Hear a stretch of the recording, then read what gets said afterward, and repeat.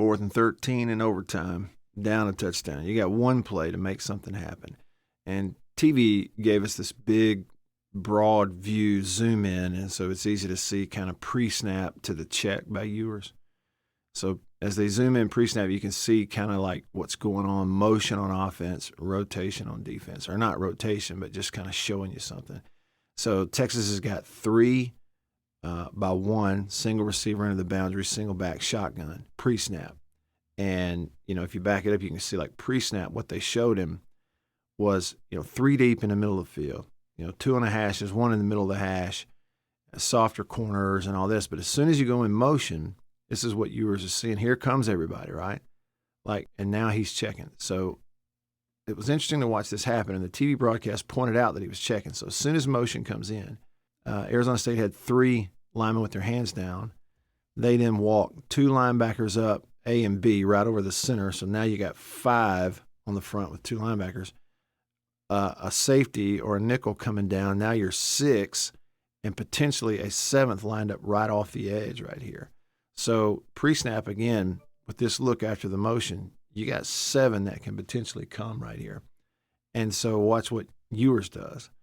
Steps up and checking. And they point this out. Again, I don't know, see the lineman looking at him. Center turns around to get the check. The back next to him, look at what all's going on. They're all really listening. And I don't know that he was changing the route.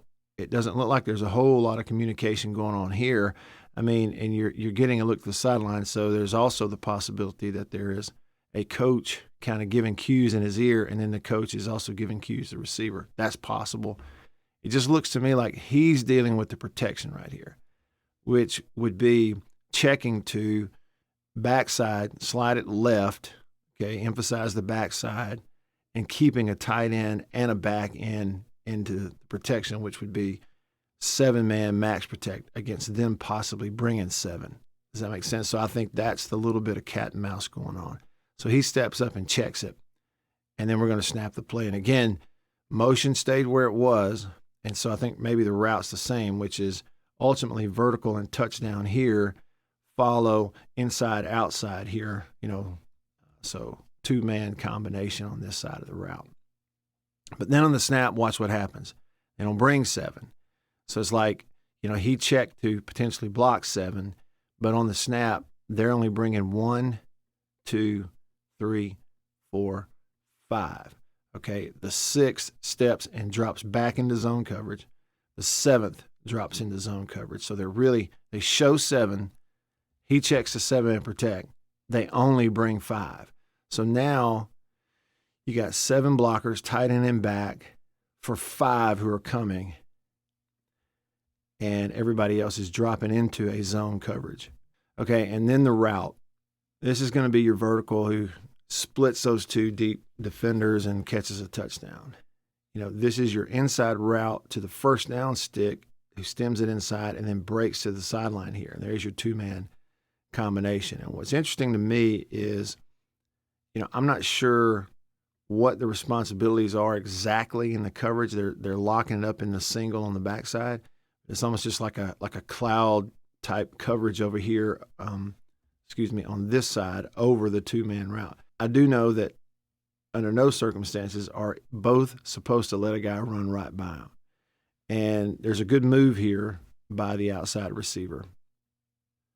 A little bit of an outside move. If you watch this out here, it's not just straight vertical. He actually gives a little outside move to freeze the corner. Little outside head dip, watch the corner stop his feet. Corner's thinking, okay, he's running the sideline here to catch a first down. Knows he's got inside help with the safety in the middle of the field. And as soon as that little outside move starts and the corner freezes his feet and stops his feet, the key to the play happening and being a touchdown is a quarterback letting the ball go on time. Watch him here. Outside move, as soon as he stops his feet, ball's gone. See that? Ball's gone. If he waits, it's trouble. Now, if I go back, early in the play, I'm looking at the eyes of the quarterback trying to figure out, and it looked to me like he may be putting his eyes on that safety in the middle initially. That's kind of what it looked like to me. I don't think he's looking at protection.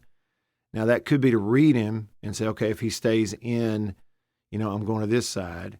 If he goes to his left, I'm going back. But it doesn't look like to me like he ever considered this one-on-one, like he's reading this side of the field the whole way.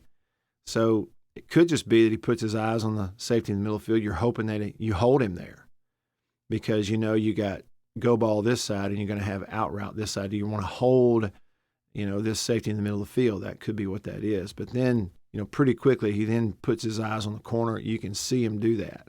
See, now he's looked and he's reading this outside. He's reading through the out route to the go ball. And I think the key again to the play is as soon as the corner stops his feet, like that right there, now the ball comes out. Because it's actually an underthrow. The ball's actually underthrown. Receiver's got to stop and wait on it in the end zone. And so if you throw it, if you throw this ball a yard shorter or a half second later, then you're going to have a defender catch up with a chance for it to be a PBU. That's how fast everything's happening. But even though it's an underthrow, because he let it go early and right on time, it's a touchdown.